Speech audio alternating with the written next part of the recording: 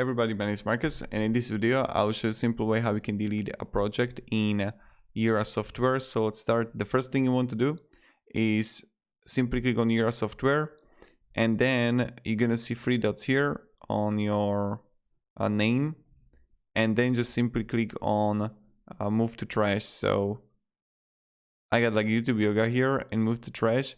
The project along with this issue, components, attachment, and the version will be available in trash. So that's like really simple stuff, and just click move. Yes, and voila, this is how you can simply delete it and how you can delete your project in Jira software. So